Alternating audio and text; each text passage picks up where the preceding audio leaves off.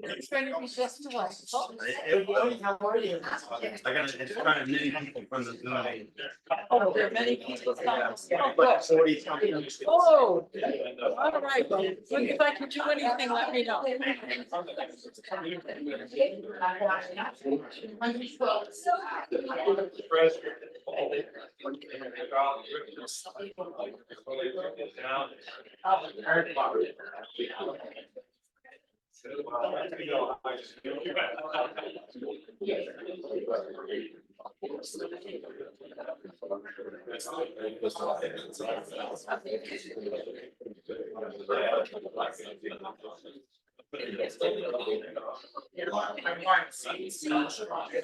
How are you, Peter? Good, how are you? I'm good.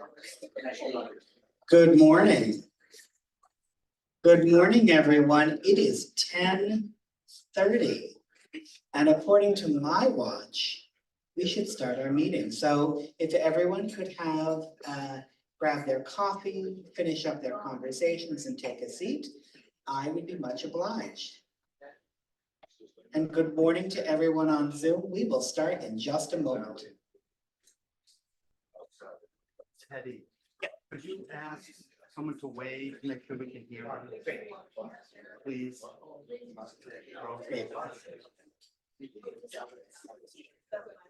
Good morning. Is that Reverend Rosie in the corner? Yes?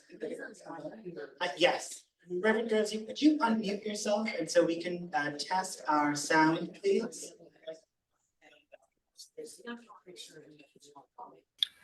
I'm struggling to get my camera to work. Rosie, you're on mute still. No. Oh, there we go. We can hear you. Oh, wonderful. Yes, I can hear you now. Great. Hi, James. Good morning. Good morning. Or I suppose good afternoon.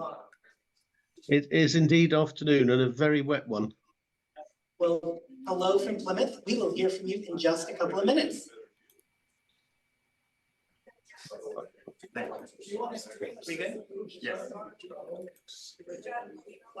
Right. The sound is a little bit sporadic at the minute.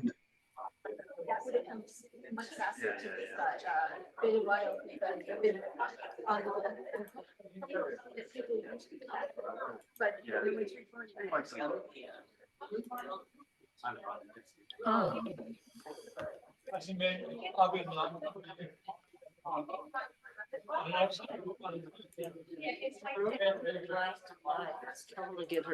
I just don't want to do it when they're talking.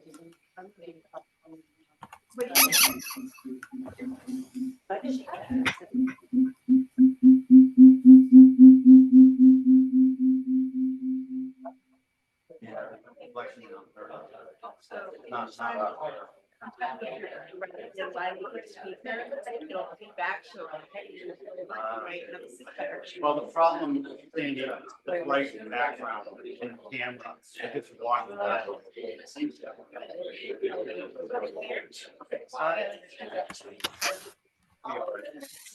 Thanks.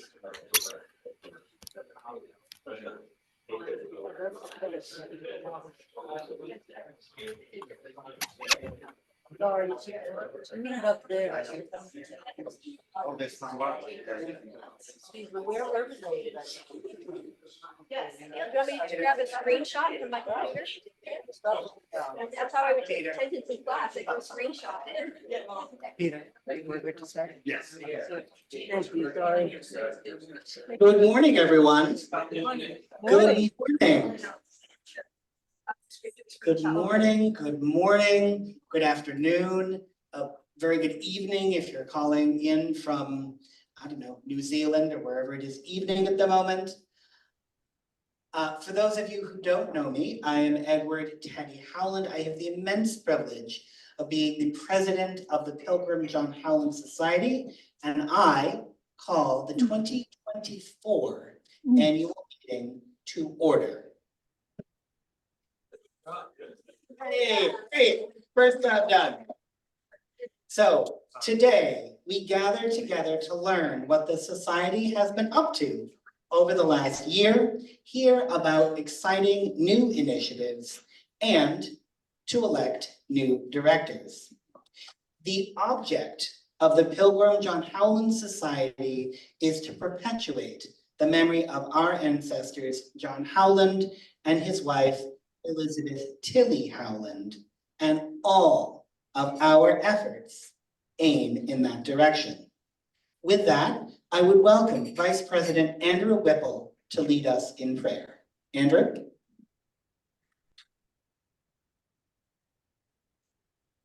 Good morning. Nice to see so many people here this morning. Let us pray. Heavenly Father, we give you thanks for gathering us here today. As descendants of Elizabeth Tilley and John Howland, we are grateful you inspired them with faith, courage, and hearts filled with trust to begin their adventure into the new world. We are their legacy. Help us to keep their memory alive, to live their ideals, and to celebrate together today as true cousins and true friends. Finally, God, we ask your blessing upon us as we gather together as a family today. We pray this as Elizabeth and John Howland would have prayed, in Jesus' name, amen. Amen.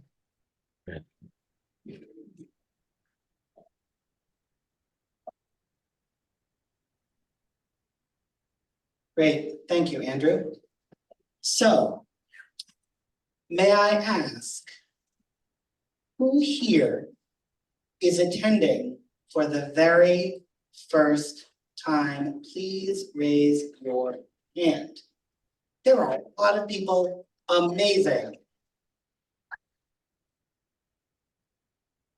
So, for who this is their first meeting, could I have a volunteer, please, to lead us in the Pledge of Allegiance? Do I have a volunteer to do so? Okay, great.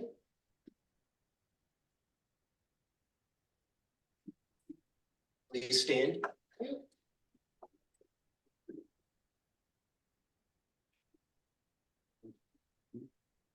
I pledge allegiance to the flag of the United States of America and to the republic for which it stands, one nation, under God, indivisible, with liberty and justice for all. Thank you, Craig, and I would ask that you please remain standing, while I lead us in our national anthem. Oh, say, can you see? We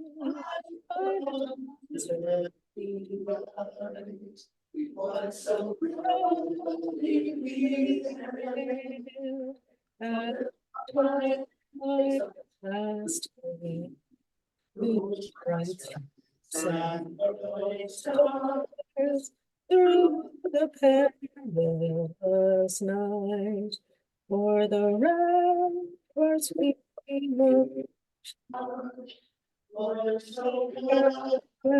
sleep streaming, and the rocket's red glow, the bombs bursting,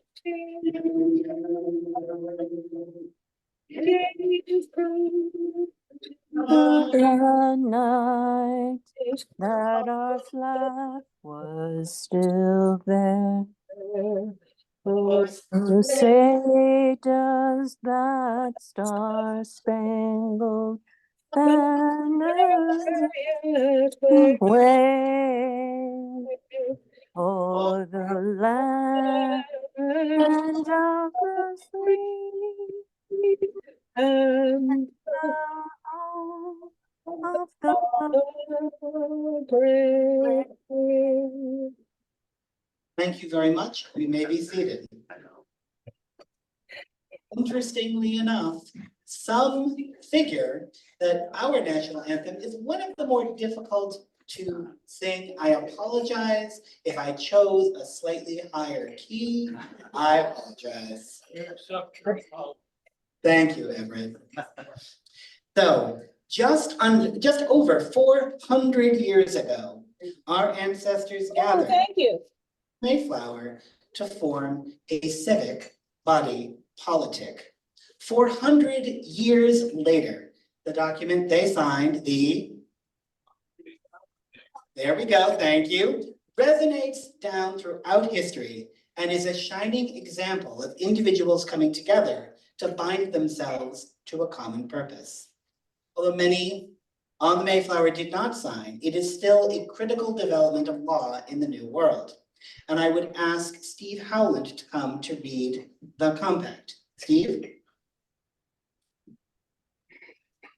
Thank you, Teddy. Boy, this is a great morning, isn't it? Oh, yeah.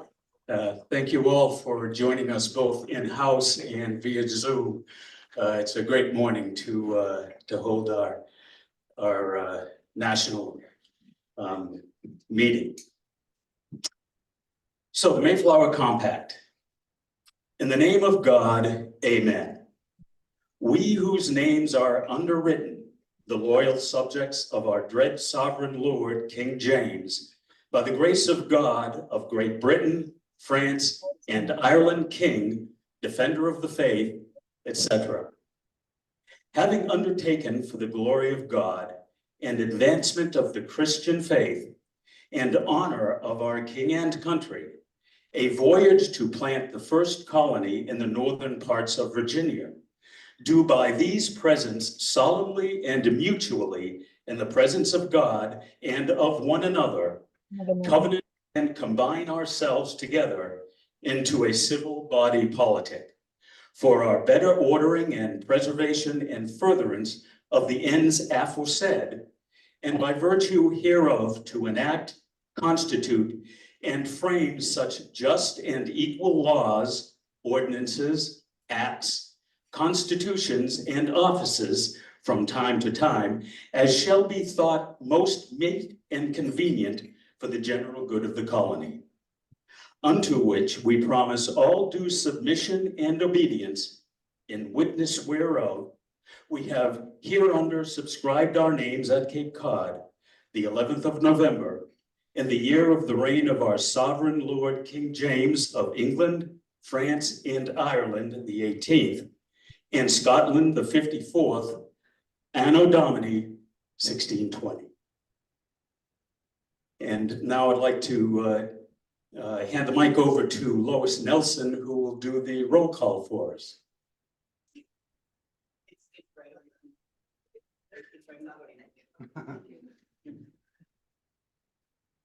Just need to find my papers.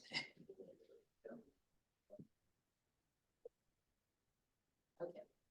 Each year we call the roll, first by lineage descent, and then marriage and parentage, and then friends of the society. When I call the name of your ancestor or group, please stand, and when I call on you or your table, please stand your name, where you're from. If you have more than one line, you may then be seated. For those on Zoom, please read your name into the chat while I call your ancestor. Peter, please scan and read them once we have finished with everyone in the room. For those with multiple ancestors, please stand for each one. First, all those descended from Desire, please stand. That's me.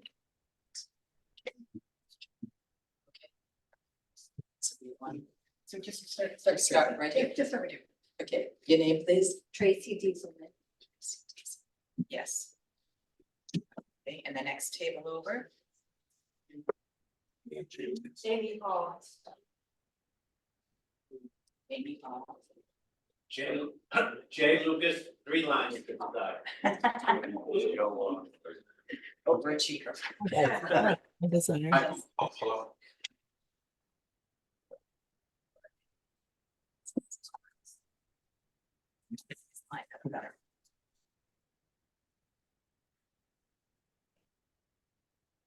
Sorry, Michael, what was the name again? Coppola. Sorry.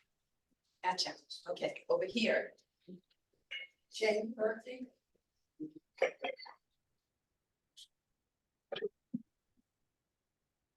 Andrew Whipple, and I have 4 lines to Desire. It's a contest.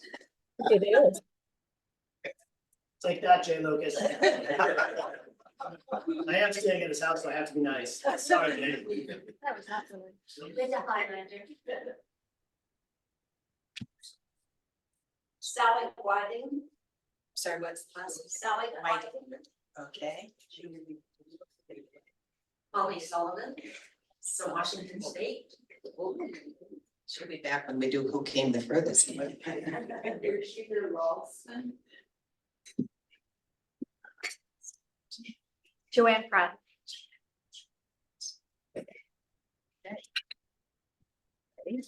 Next in line would be John. All those descended from John. Yep. Where we've got Bagley. Falmouth, Max. Okay.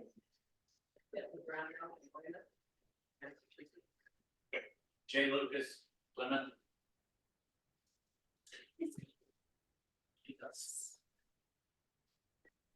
Amy Hall from Framingham, Mass. Paula Pierce from Quincy, Mass. Rhonda Hidden from Nassau, Mass. Rhonda, what was the last name again? King.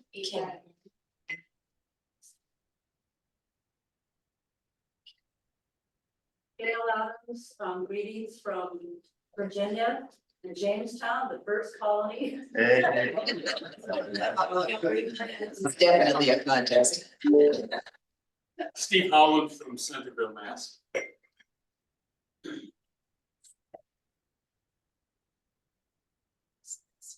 Yes.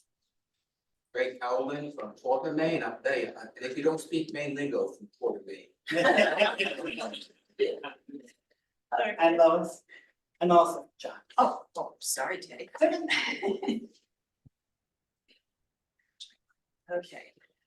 Next would be Hope. All those descended from Hope. Sandy St. Louis.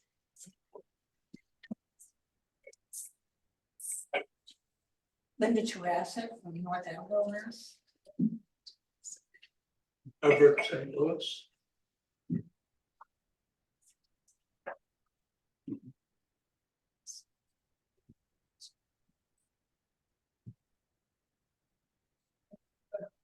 Tracy Beasley, Halifax, Mass.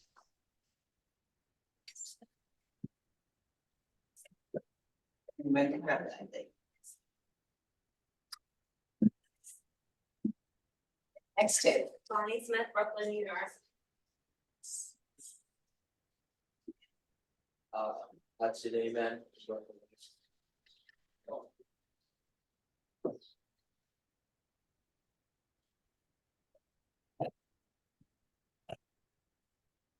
Ashley Smith, Brooklyn, New York.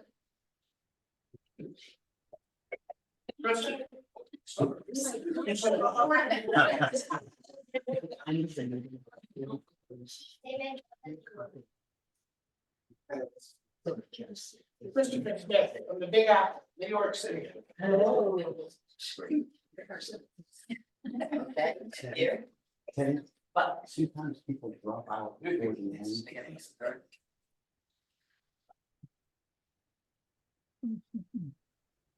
Andrew Whipple, Isle of Lamont, Vermont. Only one line on this one. okay, do we get everybody? Oh, and me. Yeah. Always skip yourself. All right, from Elizabeth, please stand. I'm Conrad, Dover, Vermont. Dover, Vermont. Oh. Very fast. And that's our only one for her. All right. From Lydia. Do we have anyone from Lydia?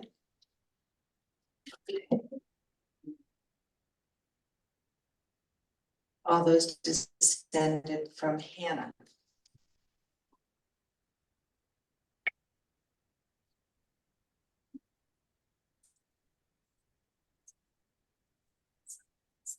Sandy St. Louis. When did you ask?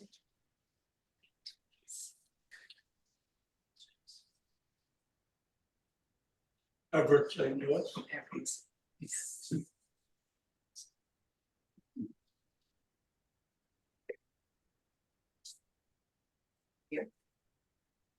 Dale Williams from Northborough, Mass.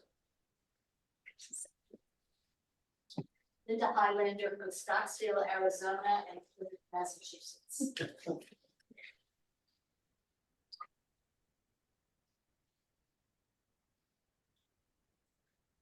Anyone else? Descended from Joseph. Joseph. So yesterday, I had the immense pleasure of, and thank you, Jay, for finding unproven. But I also am apparently aligned back to Joseph, so, yeah. Good job, Jay. Very good. Thanks, Jay.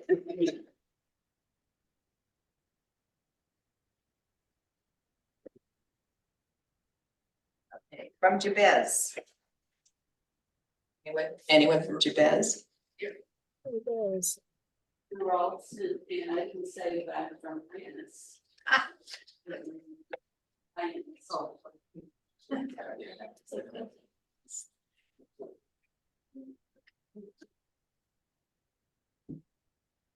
Descended from Ruth. Oh. I was texting someone how bad of me.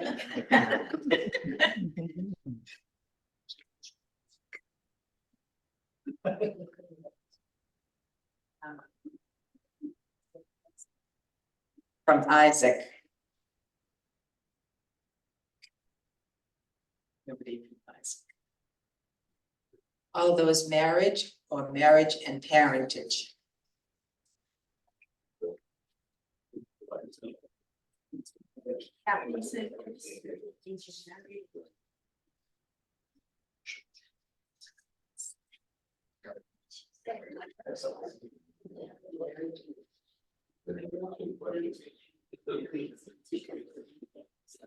Michael Goldstein, parentage, Herbert Mass.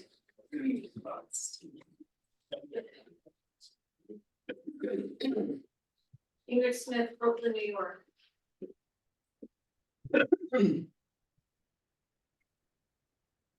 Lance Highlander, an indentured servant.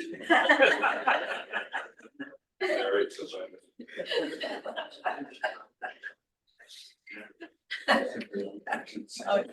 Dave Whiting for senior research assistant.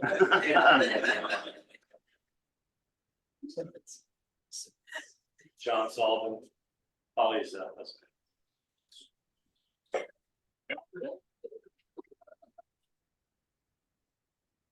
Okay, did we miss anybody? I think we're good. Okay.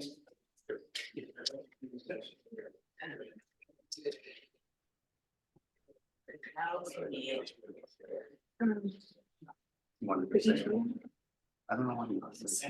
Yeah, I was thinking about me. They're not doing this. Later, so the person's like, we don't just- Here.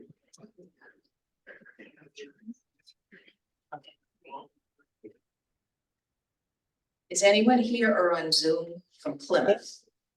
Oh, won't consider. Where's Jay?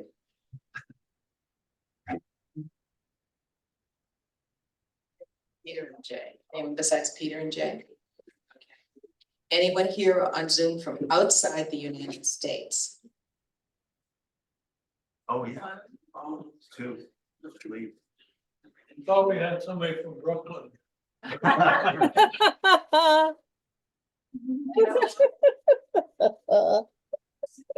Rosie, Rosie, she's from Stanton, and James is from Rosie and James from England. Jamesburg, Henlow.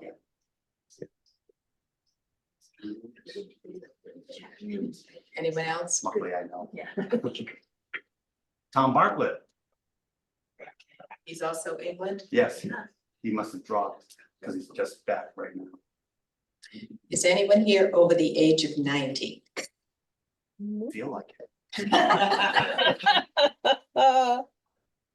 Okay, anyone over 85? Yes. Okay, so just become our oldest attending member. Really?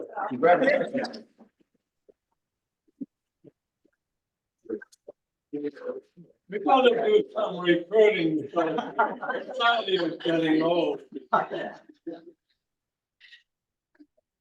Okay, is anyone here under the age of 10?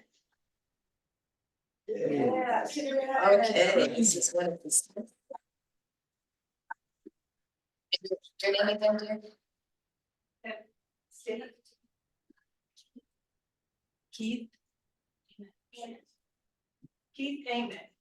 Okay. Has anyone been a member for over 50 years?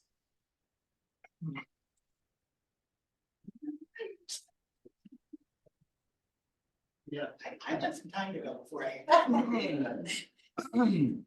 Well, Teddy, you've got here 50, 60, 70. I think I'll go down. Anyone here that's been a member for over 40 years? 40 years. 35? Teddy?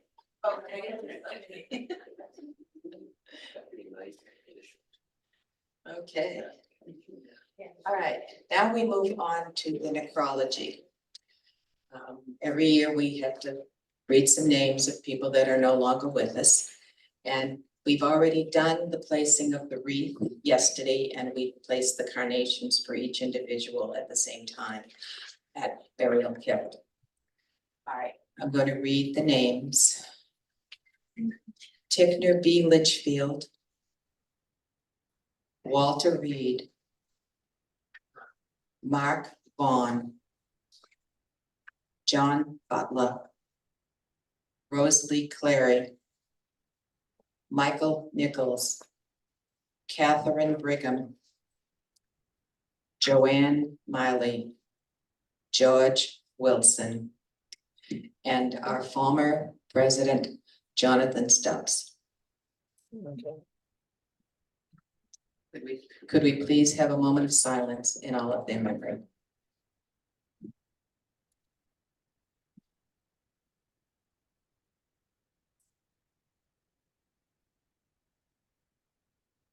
Thank you.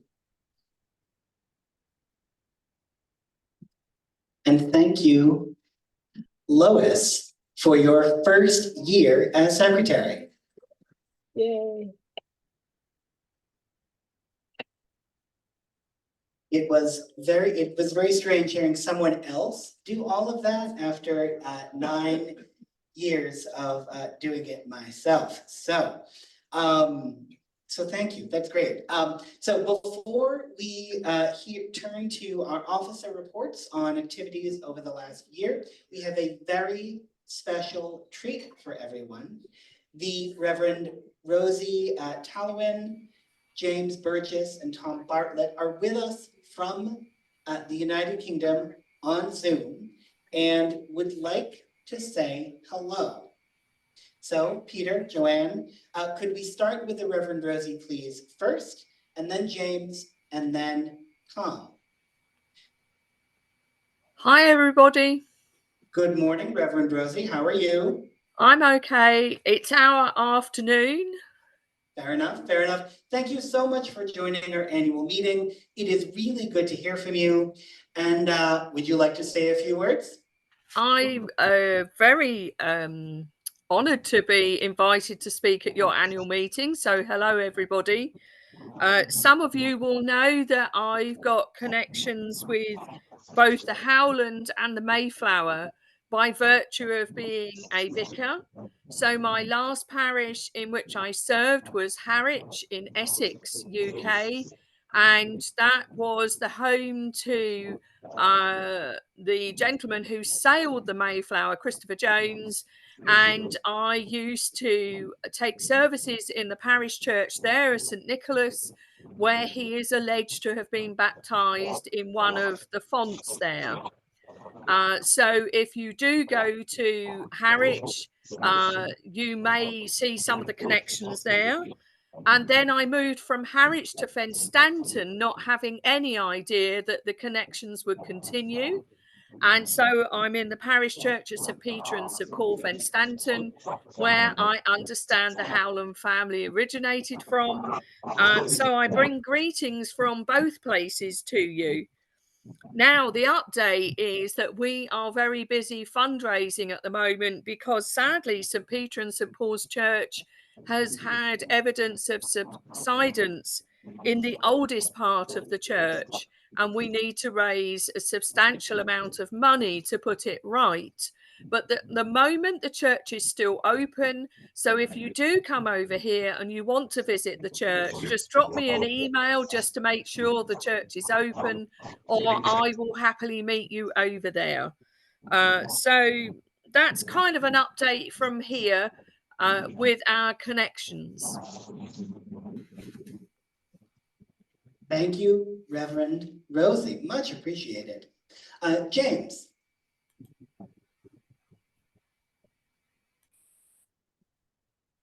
Is James still on? Hello. Yes, no, sorry, I was just unmuting. No, no problem at all. Welcome. Thank you very much. And thank you very much for inviting me to attend this meeting. This is the second Zoom meeting I've attended. For those who don't know me, I was born and brought up in Henlow, the village where Elizabeth Tilley lived and her family, and have worshipped at St. Mary's Church, where she was baptized for many years. And I have a very, very tenuous family connection in that on my mother's side, my mother was a Cooper, descended from the grandparents of Agnes Cooper, who married Edward Tilley, who were the uncle and aunt of Elizabeth. I believe, if I've got that right, I hope I have. So it's always lovely to be included in anything that the Howland Society is doing. In St. Mary's, life has gone on as normal. We were, of course, very pleased to be able to get our new notice board after many years, and we're grateful to the Society for their valuable input in that. Also, we've had work done on trying to reduce the dampness in the walls. Hopefully that's been a success, and the north and south aisles have been redecorated and now looking gleamingly white instead of patchy and damp. Also, those who visited St. Mary's will know that we have an enormous churchyard, and a lot of work continues in the upkeep of that churchyard, and a great deal of clearance and work has been done by the little team of volunteers. Echoing the Reverend Rosie's comments, yes, please, if you're coming to visit Henlow, do get in touch, drop me an email, and I will endeavour to make sure that I will meet you there if I can, and if I can't, I'll make sure that somebody else does, or that the church is open for you to come and enjoy its peace and tranquility.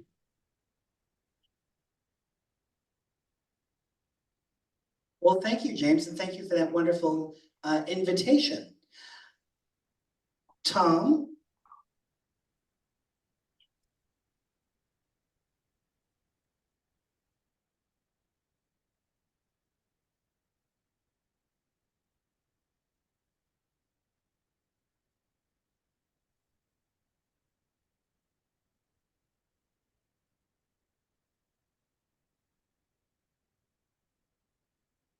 Peter, is Tom on? Yeah, he is, Okay. but I think he's still muted. Okay. I think you can unmute him as host. How's that? There we go. Okay, sorry about that. Yeah, I'm sitting outside a pub over here in Norfolk.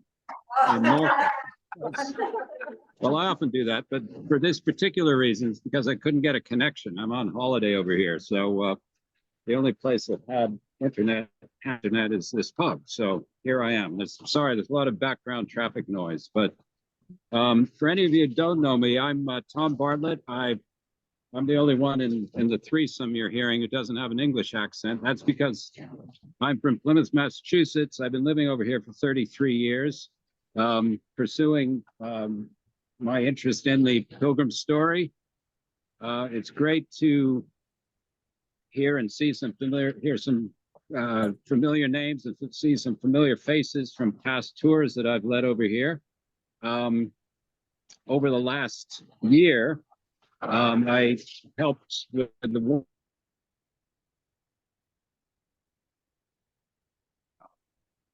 since February. The first one with an all British group, which was exciting. Back in Plymouth, Mass, in July, I did a tour that started at the Forefathers Monument, linking that in and the 5 principles to the story back here in England. So I'm here to help people better understand the English side of the story. Next Saturday around this time, I'll actually be coming across with a family group, a pair of part of a family, to Boston, Lincolnshire, then down to Fenstanton and on to Henlow. So I hope to see James and Rosie during that trek. And yeah, I'm continuing to find out more and more about the English side of the story. So if anyone has any questions or things that you'd like to explore from the English side of the Pilgrim story, I'd be happy to help.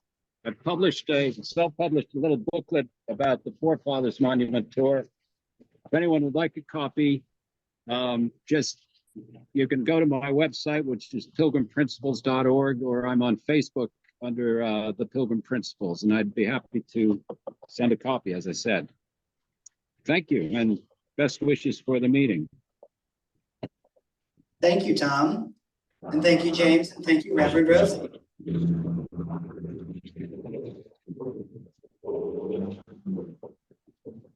And we here in Plymouth wish you all well, and thank you so much for joining our meeting this morning, your afternoon. So we will turn now to the reports of the officers. I, as president, will take the prerogative of going first, but happily I will certainly not monopolize time and let all of the other work of the incredible board that we've had over the last year speak for themselves. So over the last, hello? Is that, okay. Over the last year, the board has met 6 times. Broadly speaking, the society remains in good financial health. The Jabez Howland House, our Rocky Nook property, are also both well maintained, and any repairs and improvements are addressed quickly and effectively. The Elizabeth Tilley remains under repair, but we hope for repairs to be complete in the spring of 2025, hopefully, and a robust sailing season next summer, more to come. As I said, I will let each of the officers and committee chairs speak to their specific accomplishments and reports. I certainly do not want to steal their thunder, and I certainly can't speak to the level of specificity that they will be able to. What I can do, though, is take a moment to thank my board of directors for their tireless efforts this year. Andrew, Jean, Eldon, Steve, Sandy, Gail, Linda, Joanne, Deb, Lois, and Jane, you have been a true joy to work with as we advance the mission of the society. Please stand and be recognized.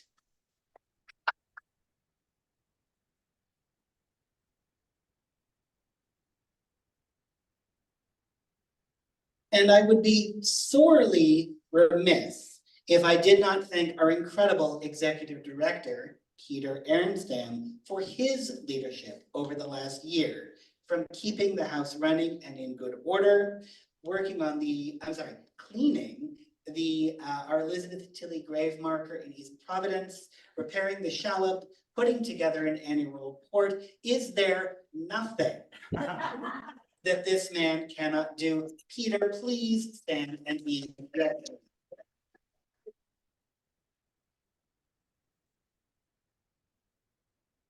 This year, I am pleased to report that we have advanced a number of important initiatives. Among them, we have begun the process to submit an application to put Rocky Nook on the National Register of Historic Places and engaged with the Public Archaeology Laboratory in Rhode Island, or PAL, to assist in the research and application writing, because it is really complex. As part of this, the fundraising committee, with the support of the board, has made this a key initiative of their work this year. You have received an appeal letter. Mine is sitting on my kitchen table, waiting to be filled out. Sorry, Andrew. The funds raised will go to support our engagement with PAL to investigate, document, and build a strong application for Rocky Nook's inclusion in the National Historic Registry. I don't have to tell this group how important Rocky Nook is, but we need to make sure that everyone else knows as well. And so your support is deeply appreciated as we go through this work. Andrew Whipple, of course, can provide more details, hi Andrew, if you have questions. Also, we have developed a new member process, which should make the process more smooth. We have begun the process to consider incorporating the name of our grandmother, Elizabeth Tilley, into the name of the society. The board, as many of you may remember, the board received the petition from this annual meeting last year. Please know that although no serious action or significant action was taken this year, this is under discussion and consideration by a committee of the board to ensure a smooth process and to find all ways that we hear from enough members to meet the state requirements. And this takes some time. We apologize that this wasn't completed within the kind of the set time frame, but do know that this is an important initiative. The board hears you, and you will hear from us in the coming months on that process, and we appreciate your patience. The board this last year has also provided support for the repair, or continued support for the repair of the Shallop Elizabeth Tilley, and it's hoped for return to the water in 2025. We have also been we have had continuing discussions on Rocky Nook and how it should be landscaped so that it presents an image to the to somebody who visits on what it might have looked like back in the 1620s when John and Elizabeth had their farm there. We have also worked on ongoing archaeology. As many of you know, we have had ongoing archaeology at Rocky Nook over the last 30 plus years in this last stint. And so we are looking forward to resuming archaeology in the coming years. The board did meet yesterday. And so my notes are handwritten. I apologize if it's a little squinty. I can't read my own handwriting sometimes, but there it is. So each of the officers provided their reports at our meeting yesterday. In particular, the scholarship committee reported out on our winners of this year's scholarship report. In fact, we have one winner here, and I think we'll hear from her a little bit later, which is great. The board discussed projects for the coming year, including a review of our bylaws, a policy review, and let's see, we also we heard from the fundraising committee, etc.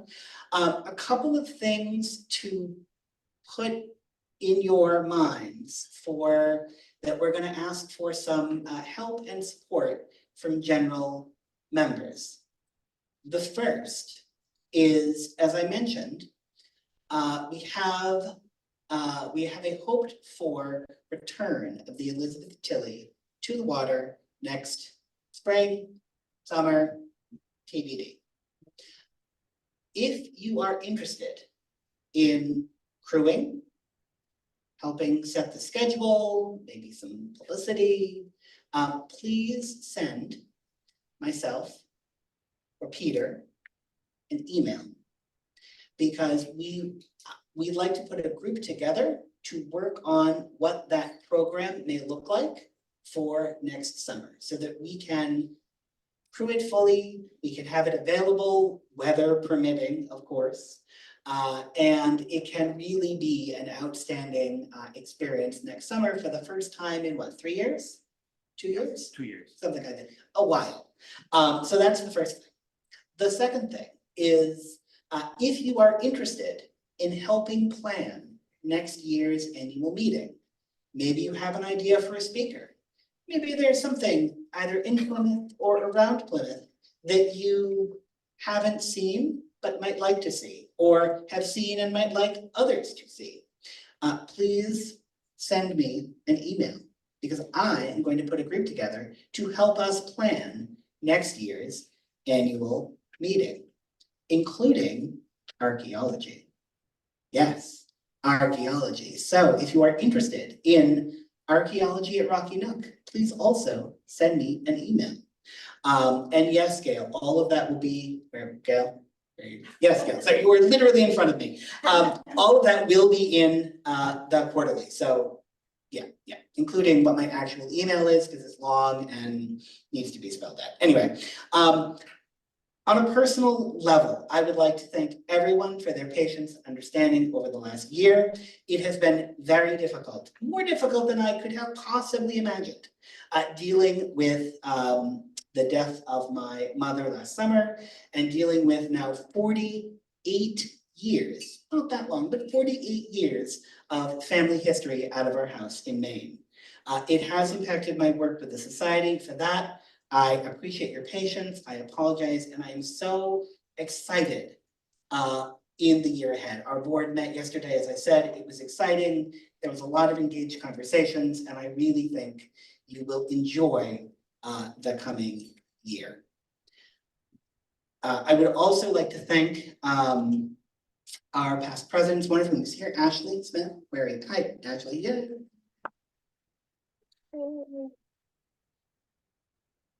So this ends my report. Thank you so much. And I would like to bring Andrew Whipple up for the Vice President's report, please, and thank you. Wait, stop. It's too hard when you're talking. Go that way. I don't want the speaker. Fine, yeah, take that. Thank you. Thank you, Gail. Thank you, Tim.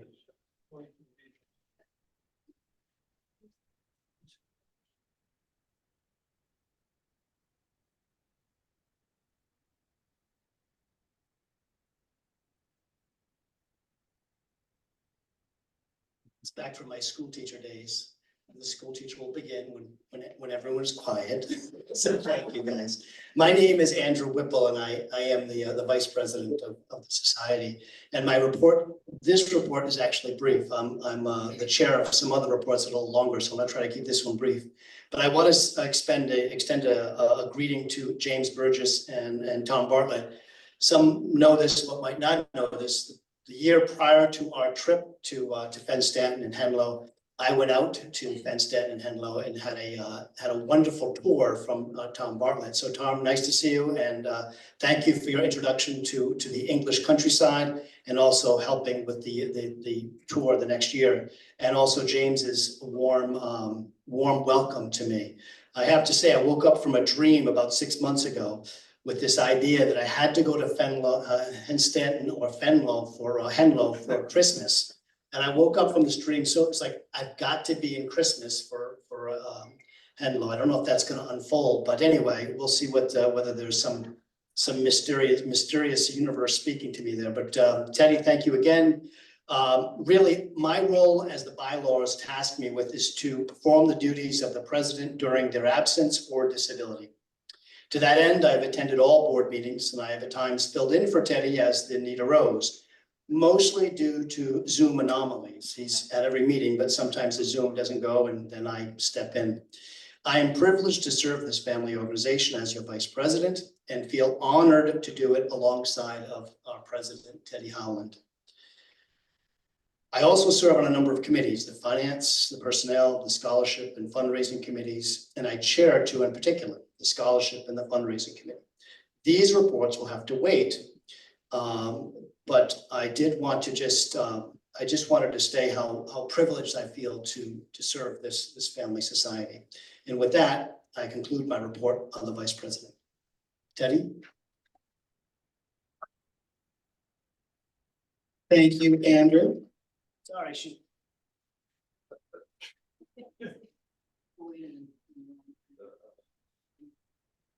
How do you not have that speaker behind you? how'd you do? You like it? All right. Thank you. Thank you, Andrew. Lois? Lois has, the secretary has no report. Although I will say this meeting is your report. So there we go. Great.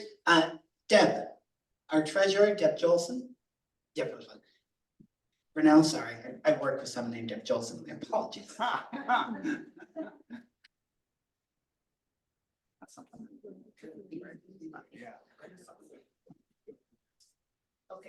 Okay, in our endowment fund, we have $2,982,163.65. And to that, I added what's in the checking account, so we come up to $3,046,036.63. And we are being very good as stewards of our funds.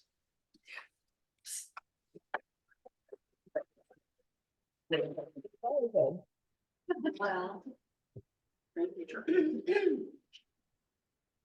Great, thank you, Deb. Peter, do we have any information from Jean? Jean, no. Okay, so Jean Albert is our registrar. She is really fantastic. She lives all the way in California. I believe she was moving this weekend, so unfortunately she is unable to join us. However, if you look at I think it's on the back page, Gail, or somewhere in the quarterly, she reports out each new member. So you can see, if you pick up a copy of the annual report on the back table as you leave, our list of new members this year is listed in the annual report. So with that, I will turn to Peter for first the report of Rocky Nook and the historian's report for Eldon Gang, and then your own report as executive director. Peter? Hello, everybody. This is for Eldon, who unfortunately couldn't make it to this meeting today. And these are his notes from the board meeting yesterday, so hopefully I will do them justice. The first thing he told us about was all the work he did. It's a short sentence, but it's an incredible amount of work. He has put the life of Joseph Howland and Elizabeth Southworth, his wife, all the information found about them on in the records onto our website. Sorry, I'm stumbling over it, but it's if you go to our website, I believe it's on the homepage on the left-hand side, quick links. If you haven't had a chance to look at any of them, there's the life of John Howland and Elizabeth Tilley on the anytime they are mentioned in any of a number of historical records. Eldon made a note of it, and it's pages and pages. It's an incredible amount of work. And it's very valuable, great resource. So that's on our website. There are quick links, as he says. Then Rocky Nook Project 2024. I'm sorry, I'm reading. Oh, okay. He talked about the Plimoth Patuxet Museum, where we are today, actually houses our artifacts from our various sites, Rocky Nook, essentially, the Joseph Howland side and the Pilgrim John and Elizabeth side. They have care for them in a curatorial storage facility that keeps them secure. One of the plans that they have is getting all of their artifacts, including our thousands and thousands of artifacts, cataloged, photographed, and described, and all that information put online. so that historians, archaeologists, students can access all that information. And that's a noble endeavor that we've been fully supportive of in the last few years. They did apply for a NEA, New England National Endowment for the Arts grant that unfortunately they didn't get this past year, but they're going to try again with the local town of Kingston, where Rocky Nook is, of course. Community preservation funds, each in Massachusetts, they set aside funds for various historic variety of reasons, but so they're going to apply to the town of Kingston for some funds to help them with this ongoing project. And we continue to support that effort. As Teddy mentioned, the Public Archaeology Laboratory produced a report for us, 123 pages, I think it was, about the archaeology at Rocky Nook. That is the first step in our process towards getting the property listed on the National Historic Register. It's, as I think Teddy said, it's a multi-step, very convoluted, complicated process. And this is just the very first step. And it's at the Massachusetts Historic Commission at the moment, awaiting further review, I guess. As Teddy, as Eldon said, it's a state agency, so who knows how long it might take. Let's see, I'm reading down through the list. He said for that report, or for the Public Archaeological Laboratory, he had to complete title searches for Rocky Nook, which is again another amazing thing that Eldon can do.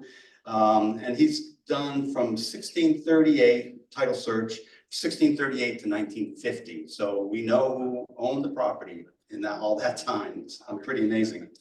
And finally, I think it's finally, we have engaged with their Great Hill Horticultural Services, their landscape designers. Bob Hoxie is the principal. He made it clear that he's not a landscape architect, he's a designer. So I'm careful about that. But he is in Southeast Massachusetts, well-known historical landscape designer. And we're working with him to bring one section of the Joseph Howland side back to what it might have looked like when they lived there, when Joseph and his wife, Elizabeth, lived there. And that doesn't mean chopping down all the trees, leave the native trees, leave the native plants. There's a lot of invasive plants that have grown up over the years, if you've ever been there, which I'm sure most of you have. It's a lot of overgrown stuff. So Bob is in the middle right now of producing a plan for what that would look like and the cost, of course. So that's where we are with that project. And I don't really know a lot about this last one, but what he was doing is working on compiling the history of the Browns at the Little Neck Cemetery down in East Providence, where Elizabeth is buried, and a lot of the Brown family is buried. So he's working on, I think it's an article for the Quarterly on that. The Browns at the Little Neck Cemetery. There's some. Yeah. Okay, so that's what I have from Eldon. This is what I have from me. Let's see, Andrew mentioned, I'm on a lot of the committees that Andrew is going to talk about and other people have talked about. So as I said to the board yesterday, when you're talking about all these things, I was a participant in these different things. So I'm not necessarily reporting, I guess is where I'm trying to go. I'm not really necessarily reporting about those particular things, but here's what I can talk about. I'm going to talk about the attendance of the house. I'm at the house. The house is open 5 days a week. I'm there 2 days a week, probably. Attendance, and I'll just give you the big picture. We've had 521 visitors so far this year. We've been open 50 days. I did some high level math, and with that means there's 10.42 people per day is what we're averaging, which is good to know, because sometimes when you're there, I work by myself there on Fridays, so I give all the tours, and sometimes I'm doing a lot of office work and whatever, and I'm surprised by a visitor. You know, it's quiet. Other days, it's one after the other visitor. So it's really hard to tell. But that's what we average right now. And as I mentioned, we're only open, not only, but we're open 5 days a week. And that seems to work. I don't know if we're not open Tuesday and Wednesday, middle of the week kind of days. That seems to be working. Shallop, as Teddy mentioned, it's ongoing repairs. I've essentially been working on it by myself, and certainly not in the last month as we prepare for this meeting. But starting next week, those days the house is closed, I'll have some free time to get back to work on the shallop. And as I said, as God is my witness, that boat's going in the water next summer. It's been honestly great to have it at the parking lot here at the Howland House. It's a great attraction for people walking by. People actually have come in and become visitors to the house. They walked in to look at the shallop and said, "Oh, what's that?" And they go into the house. So it's nice to have it there, and it adds to our story that we talk about. Fundraising and bookkeeping. I am on the fundraising committee. Andrew's going to talk about that in a few minutes, but I just wanted to thank everyone here and on Zoom. And I know there are many, many people who are probably not listening right now, but how grateful I am for the support that you all show to the society. It means a lot to me personally, and I know it's all for the greater good of the society. So I just wanted to make sure that I mentioned how grateful I am and how thankful that we are for all your support. I'm going to do one housekeeping thing: emails and mailing address. Those are the bane of my existence. Members' emails and mailing list, because we send out a quarterly, of course, and various pieces of mail. Percentage of them come back, and it's probably, I know, not the audience here or even on Zoom that I'm really talking to, but try to keep your email up to date with us. And if you do update it on our website, just so you know, I don't know that. We don't get a notification that you've changed your email address or anything. So send me an email with your new address, or send a card or something. Occasionally, people do that. And more importantly, your mailing address. People move, people's lives are busy, but if you can think of it, keep us up to date with your mailing address. And oh, I forgot to add, here at the bottom it says curtains, and that's not addressed to me. I don't think. But Jane Murphy and Lois Nelson made some new curtains for the Howland House this spring. Nice, beautiful linen period, all hand stitched curtains, replacing some old ones that we had in the house. They look wonderful. They look very appropriate for the house, and we're very appreciative of their efforts. And if you can, come by and take a look. Thank you.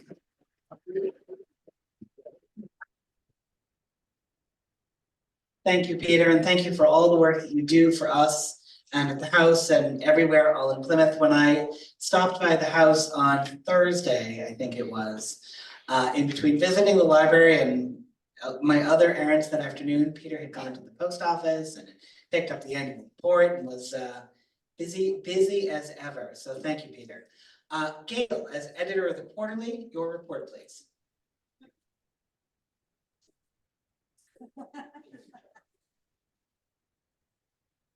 All right, before I start my report, I want to say hi to Reverend Rosie and James and Tom. I first met James in 1999 when we went on a trip to England. I went to his house, I met his beautiful wife Anne and their children, and had a lovely time, and we've kept up our relationship. He wasn't our contact at that point, it was Jackie Painter.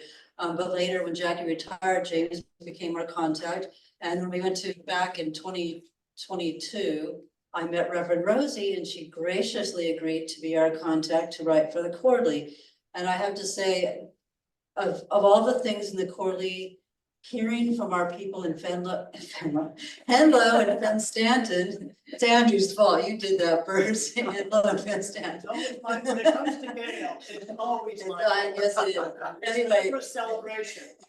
that is actually one of my favorite parts of the quarterly, because just hearing from our contacts there, what's happening, and that's our homeland. And these people are just so wonderful. I hope that you're enjoying their articles, because I know I do. And one other housekeeping, as Peter was talking about his contact information. Or if we're talking about emails and all that, on page 3 of every single quarterly, it's news and announcements. Peter's information is there, so if you do have a change of address or email, it's always on page 3. And it's also on the website. Oh, and I didn't leave you out, Tom, if you're still here. We met Tom at our meeting too, or our trip. Okay, so the quarterly, as you know, is your source for news and whatnot that's going on, along with our website. So I hope that you enjoy that and get something out of it. We try to have a little bit of different things for different, history and current things and whatever. One thing I like to remind people on is that we are the one, Susan, I haven't seen you in a long time. We are the ones now creating history. Years from now, people are gonna read our quarterly and they're gonna see what we're doing and they wanna know, and they really do care. So if you're, writing a book, doing research, or, traveling to England or somewhere connected to the Pilgrims, we really wanna know about it. So I'd love for you to send me stories and pictures. If you're new to Plymouth and you're seeing everything for the first time, well, what did you think? What did you feel about it when you went to the house and you thought, wow, John and Elizabeth stayed in this house and you're sitting in this room? Like, how did you feel about that? Looking at the shallop, now that it's sitting at the house, you can actually go up and touch it and feel it and see it and come back and sail next year. It's a blast. I'll give you some sandpaper. So anyway, it's really fun to hear about people who are new here and just what your thoughts were as you went. Plymouth is our home away from home. It's like coming home. So I'd like to hear about that. Please, when you send things, label your pictures. I need to know the name of everybody in the picture, because I can't leave out a name, and tell me where it is. That's always good to know. And that's pretty much, I think, all that I have to say. All right. Thank you, Dale. And I hope everyone read the December issue of the quarterly that Gail spent. I can't tell you how many dozens, at least hundreds of hours, researching, putting the 125 years of this society on paper. It was an incredible achievement. And so if you joined the society after it was issued, Peter, I have logs. perfect. If you would email Gail, I'm sure that she would be more than happy to send you a copy, because it is absolutely worth reading.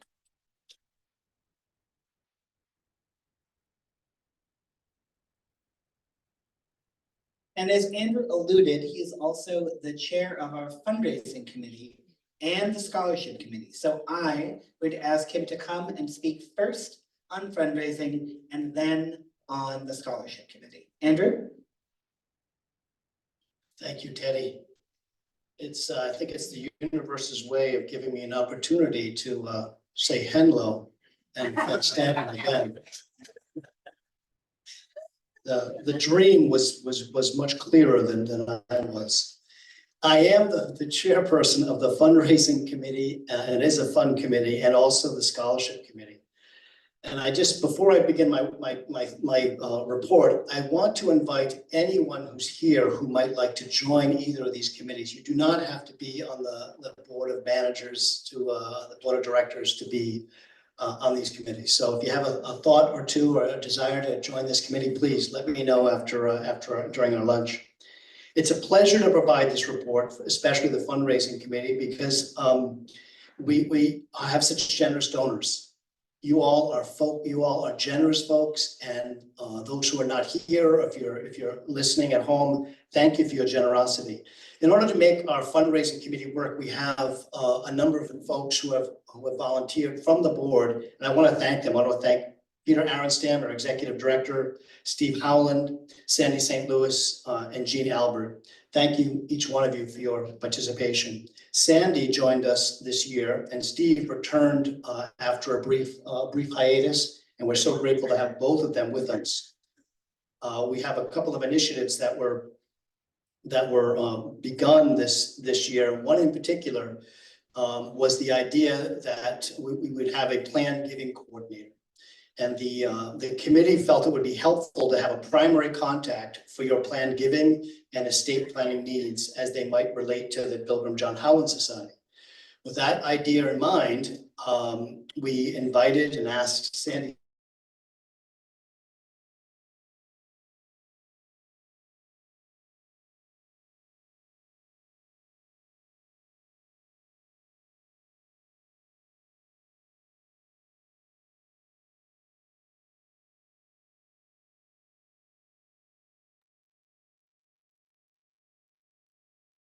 Come on, what happened?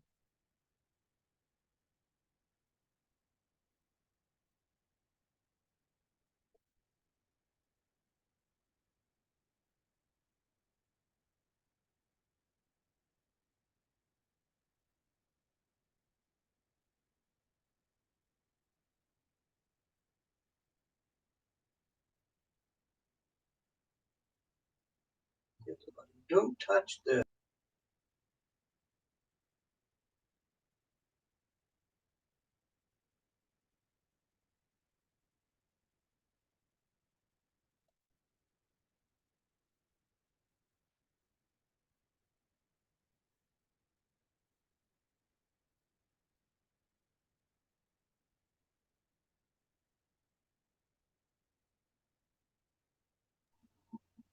Hello, are y'all seeing anything?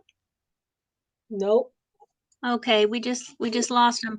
My husband said that probably somebody said don't touch that, and somebody did, and then we lost the video. I'm muting again. Nice to meet y'all. Likewise.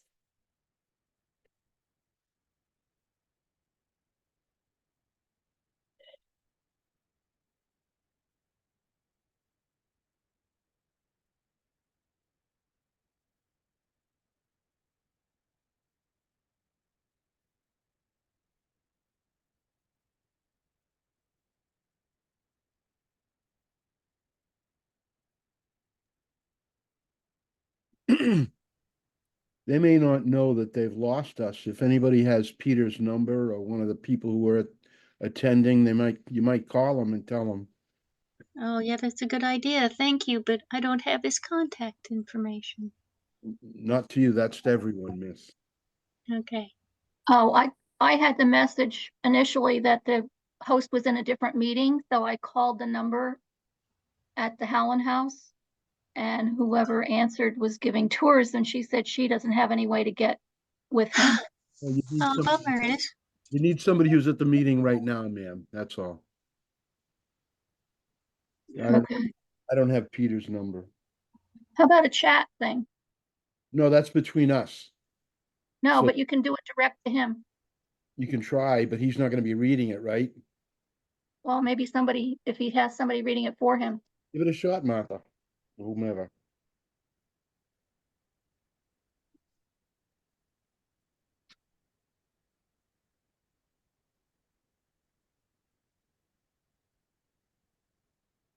Just to let you know, I did let folks know at the event.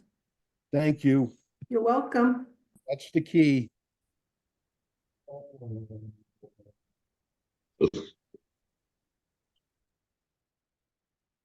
Now I have a blank screen. Yep.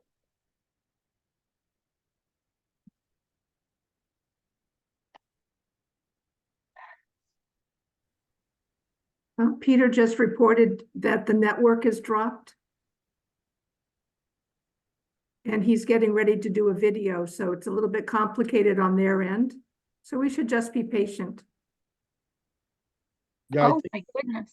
that's what's being set up right now. We can see that. It's a test. Being patient. Okay.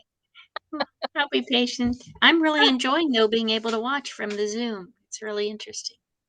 Yeah, me too. Yep. when I went to, I've only been to one meeting in person, and I could swear I could feel the connection through my DNA to people in the room. That is so cool. I know, I'm looking around and I'm saying, I'm related to all these people. Yeah. Spiritual. That's wonderful. Yeah, it is. And they're right, that the December issue was absolutely knock your socks off. It really was. You can It tell was. it was so good. I picked it up and I was like, oh my, and I didn't put it down. It was great. Yeah, it was great.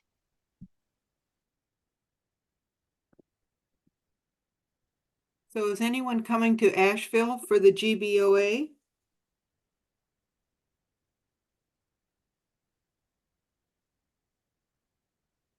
What is that? The General Board of Assistance meeting, Oh, no. the big Mayflower meeting, the national meeting next I'm not a month? Mayflower. I'm not in the Mayflower Society. You're just in the John Howland Society? Yes. Oh, interesting. Yeah. Yeah, I contacted the Mayflower Society and I thought that they were requiring things. I have had family members in the Mayflower Society for generations, and suddenly they wanted me to produce documentation that nobody else had had to produce. Really? Yeah, and I obviously produced what I needed to for John Howland, so I said I would anticipate that I could have some reciprocity here, but no. So I thought it was a little pretentious, quite honestly, and said, that's okay. That's sad. Very sad.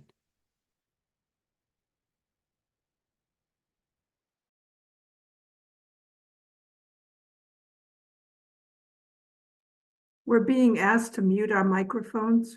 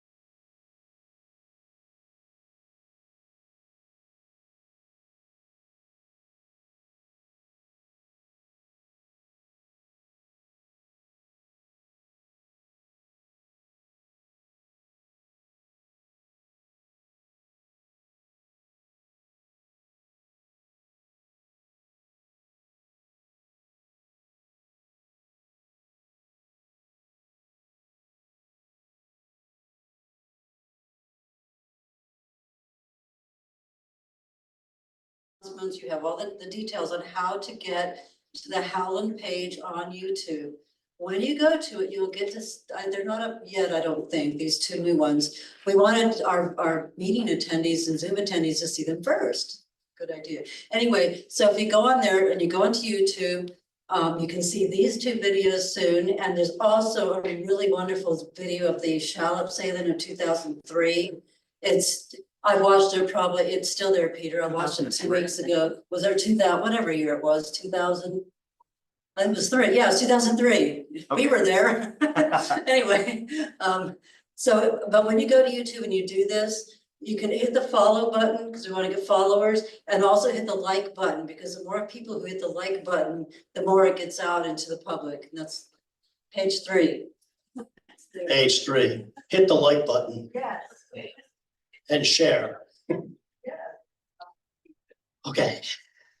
Thank you. Scholarship Committee. As always, I would be remiss if I didn't thank everyone in the Scholarship Committee. So first and foremost, a warm thank you to Jay Murphy and Peter Aronstam. We have other folks on the committee. Some had to recuse themselves because they had people that were related to the applicants. But Rebecca Martin was a member, Emily Grant, Teddy Howland, ex officio, is a member of the committee. And this is just a joy to be able to okay, we have some fundraising, we have extra resources, and we're able to share them in our scholarships. And our executive board has approved a $3,000 scholarship, a $2,000 scholarship, and a $1,000 scholarship. So a real strong thank you to our board for allocating those funds. We selected 3 highly qualified individuals this year. In third place, with a $1,000 scholarship, was awarded to Joe Tarasic. Congratulations to her and his family. In second place, with $2,000 scholarship, is Sarah Adams, and congratulations to Sarah and her family. And as luck would have it, and Providence would provide, our first place winner and a first place scholarship winner of $3,000 is here today, and her name is Grace Nelson. Congratulations, Grace. All 3 of these winners we do interviews, we review their application. Each person was an extraordinary representative of the Howland family and our Howland family and our values. Their quality work made it particularly difficult to select winners. It's a joy, but it's also a little difficult because everyone is so extraordinary. Grace, as our first place winner, her narrative was so compelling. We've often done this in the past, asked the individual to share at least a part of their narrative. But Grace has been able to be here today, and she's agreed to read some selections from her narrative. It's actually a 3-page narrative, so in the interest of time, we're going to just do a few first paragraphs, maybe some of the end paragraphs. But with that, I would invite Grace up to share with us some of her narrative. Grace, and congratulations.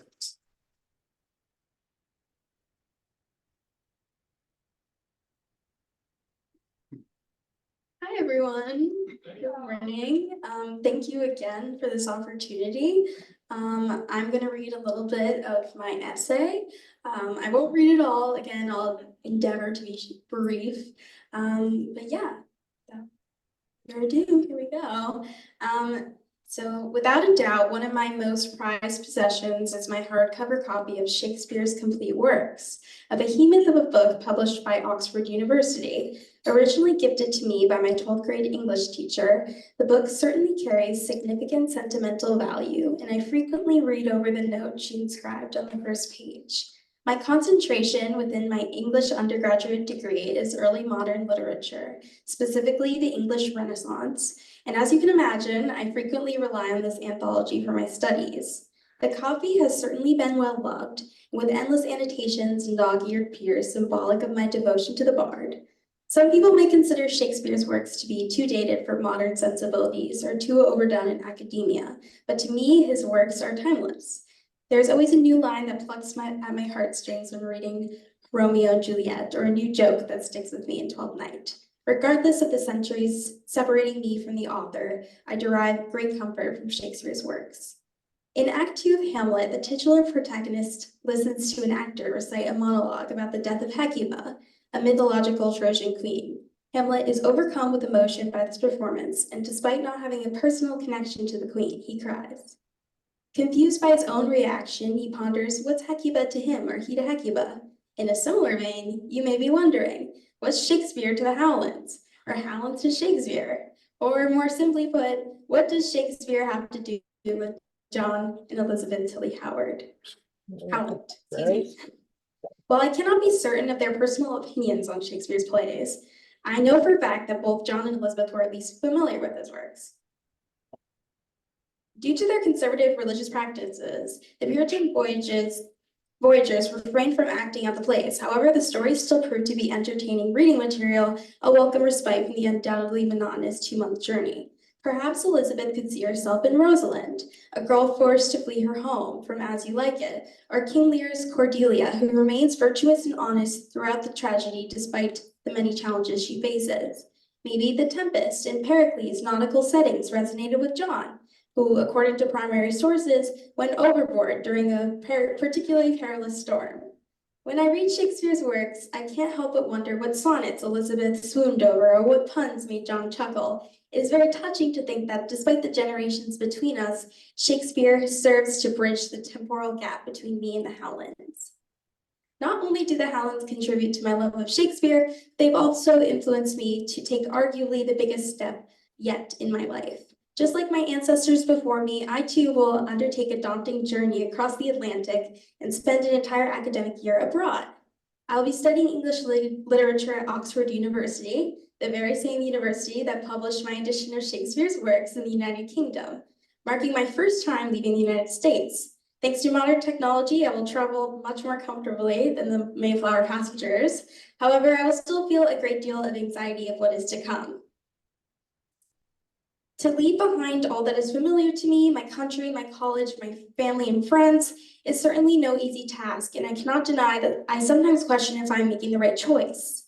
But rather than allowing doubt and fear to prevail, I instead find myself turning to John and Elizabeth for guidance. I'm especially drawn to Elizabeth, as she managed to overcome such great challenges during her early life in Massachusetts. For instance, both her parents died of illness during the first fatal winter in Plymouth, leaving her orphaned and in the care of a new family. She experienced unimaginable sorrows, but she did not let her grief define her. Instead, she went on to live a happy and fruitful life, raising 10 children alongside her husband. I find her tenacity to be very admirable, and I hope to channel her unwavering bravery and capacity to adapt on my journey. If Elizabeth Tilly Howland was able to face her fears, to start a new life on a completely new continent, perhaps I can too. She influences and inspires me to be brave, to take risks in order to achieve something greater in life. I know that parting from my home in Massachusetts will be such sweet sorrow, but with the spirit of adventure ingrained in my bloodline, I know the journey abroad will be worth it. Thank you.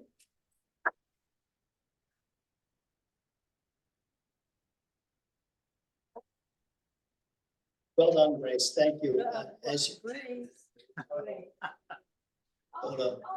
And actually, I would like you too, in picture. On either side of the flag. One thing I've learned with our beloved cousin Gail, I just do whatever she tells me to do. Gail? Smart guy. Yeah.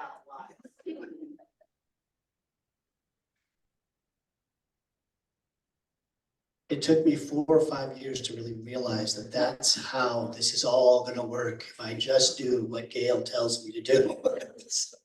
I'm a slow learner. Thank you, Gail. Thank you for all your work with the quarterly. We congratulate all our winners. And I just hope, Grace, as I mentioned to you, I hope when you're over in England that you continue writing about John Howland and Elizabeth Tilly and making those relationships between the early modern literature that you'll be studying and the impact that it may have had on their own lives. So I look forward to reading some articles maybe in the Mayflower Quarterly after you've done your research and done your academics in London. We congratulate all of our winners and encourage more cousins to apply for a scholarship next year. And again, I thank the committee for their hard work, and thank you to all the applicants and the honored scholarship winners. And with that, that concludes my report of the scholarship committee. Yay.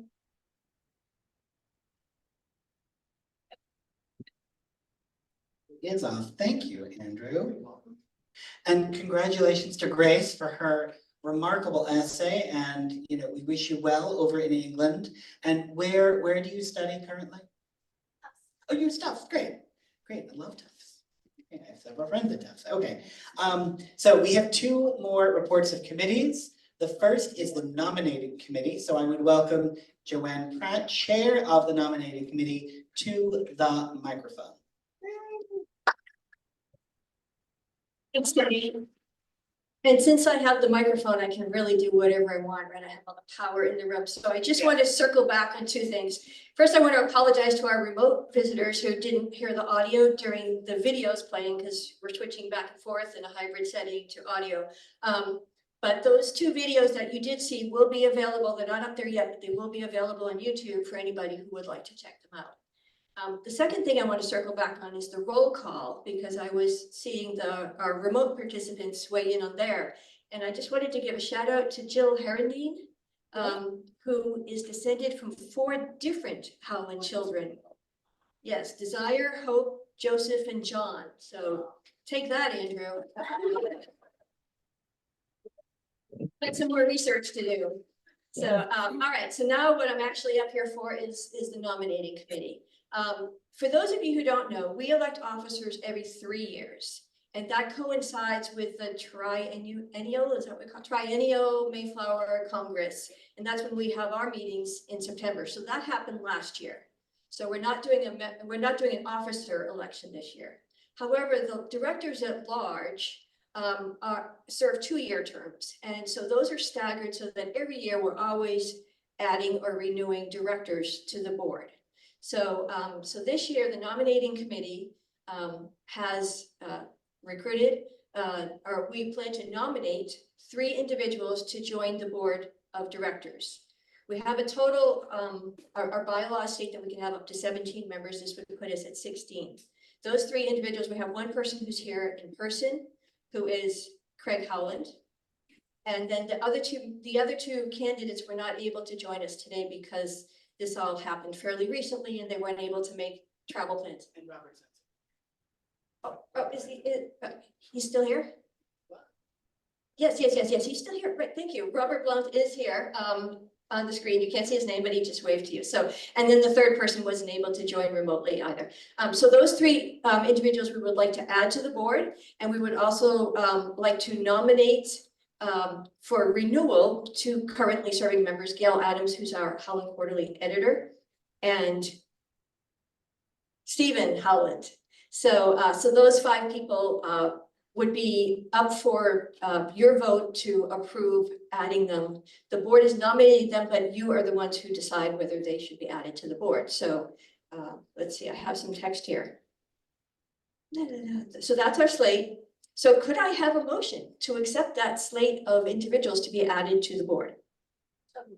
Thank you, Tracy. Second? Thank you, Linda. Okay. So is there any discussion about those nominations? Anyone? Okay. You can tell I do this official voting stuff very frequently. All right. So, so thank you. Nominations are now closed.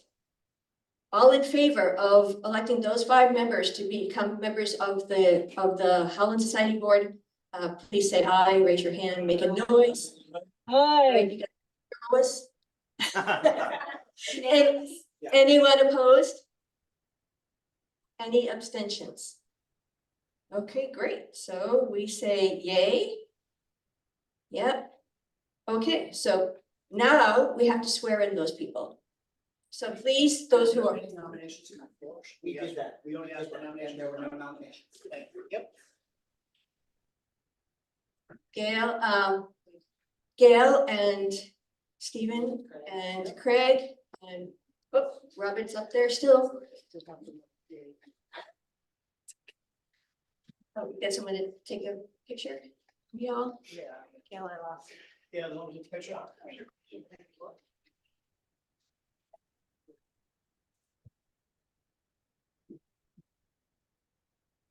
Okay, so please respond with "I do" to the following questions. If you do.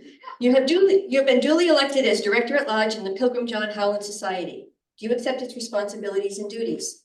I do. Do you faithfully promise to uphold the Constitution of the United States of America and to seek its observance by others? I do. Do you faithfully promise loyalty to the Constitution and bylaws of the Pilgrim John Howland Society? Do you faithfully promise to perform the duties of your office to the best of your ability and understanding, and that at all times you will conduct yourself uprightly? Welcome to the board.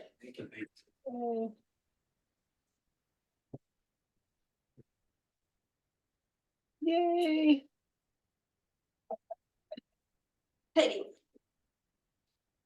Thank you, Joanne, and congratulations.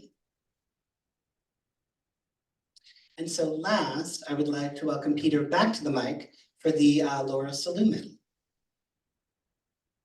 Thank you, Teddy.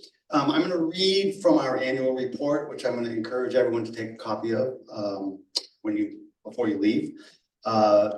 Spelling out the history of the Laura Salou. It's not very long. Laura Salou Mayflower Medal Project was founded by previous Howland Quarterly editor Robert Huber. Is that how you pronounce it? Yes. In honor of Pilgrim John Howland Society's secretary, Laura Salou. Laura served as secretary from 1986 to 1997. She was an artist, founder of the Warren Cousins, and for many years kept the site of Elizabeth Tilley Howland's grave in Rhode Island clean and with flowers.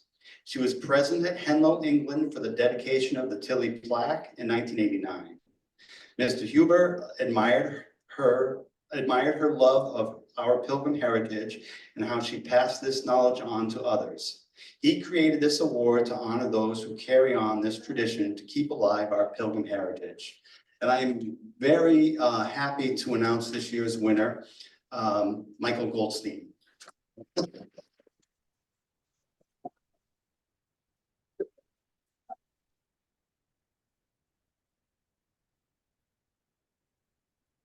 So Michael, I have notes. Michael was a treasurer from 2016 to 2020, a director of the Howland Society from 2012 to 2020, and he was on the investment committee from 2009 to 2020. Part of the bylaws review as a director, and we have mentioned many times in board meetings how grateful we are to Michael for reallocating our investments and making them more efficient and productive, I guess. And of course, he's the Admiral of the Elizabeth Tilley and my friend. Yeah. So congratulations. Oh, one more thing. He's a professor at Babson, and he had students evaluate our finances and as part of the project to make them more efficient. Nice. Thank you.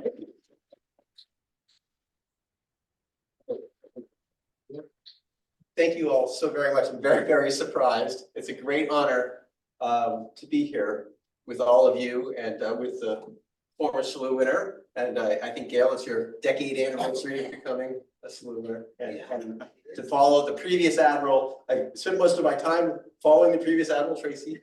So it's been great. It's a wonderful surprise. I also just want to give my deepest thanks to my wife, Joanne Pratt. Without her, I clearly wouldn't be here. We wouldn't have our lovely child, who's also a Howland descendant. And she's a wonderful, wonderful genealogist. I can't tell you how much time she spends every morning on Ancestry and everything else doing genealogy. So thank you so very, very much. It's been an absolute pleasure. And I'm very surprised. Thanks. Michael, don't go away. Along with this terrific medal, there's a stipend that goes along with it. So thank you very much.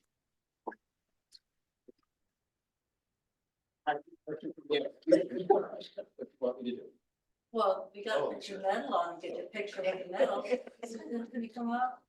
Tracy, anybody here who's won medal? Ashley? Could we have all current medal winners in the room, please join the front, thank you. Good job.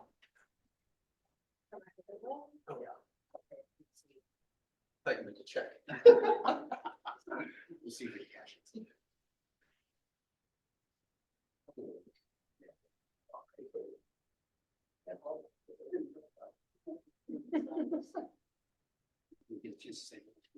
Okay. Can everyone? Yeah, is that the speakers above her head? Let's not have that. That's right. Sorry. I have to look up, I'm so bad. Everybody needs to move together because I don't have enough room. Teddy, I'm gonna take the stand out of the way, just so you know. Actually. Right. That's actually pretty good.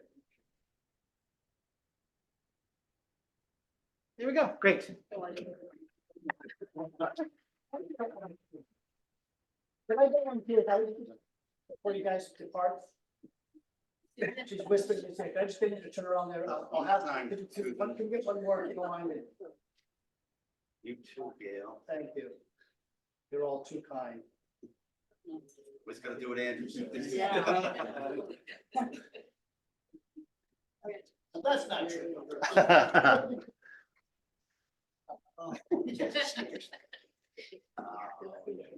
That's great. Great.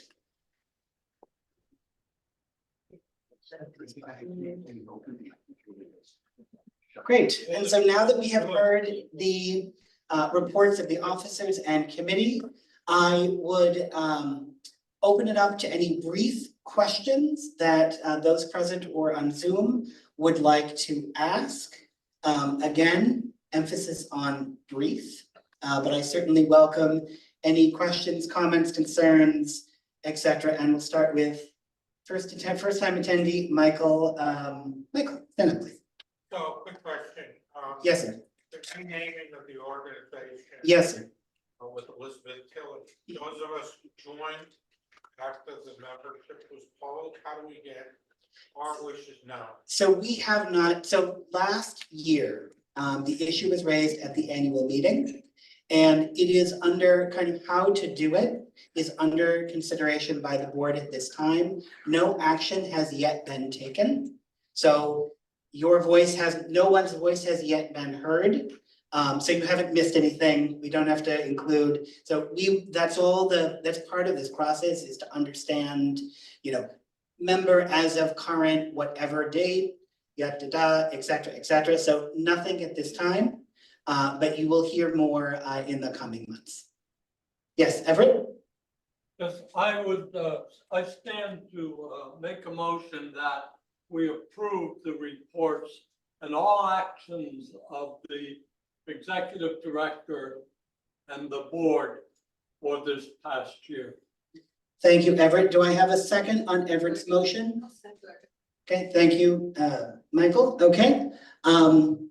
All in favor of, is there any discussion? Sorry, let me open any discussion? Hearing none, all in favor of the motion to approve the actions of the executive director and board over the last year, please say aye. Aye. Any opposed? Any abstentions? Thank you, the motion passes. Yes. I'm curious, once we've completed this request for the historic site and all that paperwork is done. Yes. Are there any federal or state funds available to us to help support those sites afterwards? I'm not sure. That's a very good question. We will certainly look into that. Thank you. Yes, Chris. I hope that when a name is proposed for the federal registry, that it would include Elizabeth Tilley's name, not just be called the John Howland home site. Sure. There's another pilgrim. Yeah, no, sure. Well, and it also includes the Joseph Howland site. So whatever it is, I'm sure would be more inclusive of all those who were there. Other questions, comments? Joanne, anything from Zoom? Any questions that a Zoom participant wanted to ask? Nope, I don't see anything. Great. So in exciting news, yesterday, the board approved the dates for next year's meeting. So mark your calendars for Friday, August 8th and Saturday, August 9th, 2025. There will be much more information in the quarterlies in the coming months. And if anyone would like to join in the fun and help plan the annual meeting and activities around said annual meeting, send me an email. I would love the help. So our meeting is about to end. For those staying for lunch, please, we will call you up in just a couple of minutes once the lunch is set up. And for this afternoon, please visit Howland House, see the shallop in the parking lot. I was there on Thursday and it is quite the sight. Please walk Rocky Nook, walk up to Burial Hill, see, our sites in Plymouth. And I would also like to thank everyone over the last year, again, who has given of their time, treasure, and talents. The society would not exist without you. So thank you so very much. Also, for those present here and on Zoom, thank you for attending our annual meeting. I look forward to seeing everyone in August of 2025, and I wish everyone a safe journey home. And as I said, we will see you next year. May I have a motion to adjourn? Thank you. A second. Second. All in favor? Yes. Any opposed? No. Abstentions? I don't know why you would abstain, but there it is. The meeting, let me get out my thing here. The meeting is adjourned. Thank you. Okay, thank you. Yay.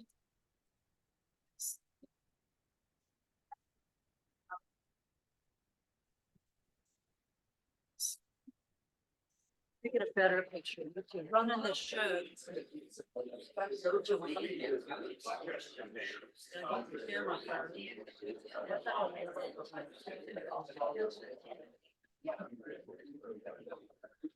Continue smiling, Peter, for the photograph. I just want to give you something to make you smile.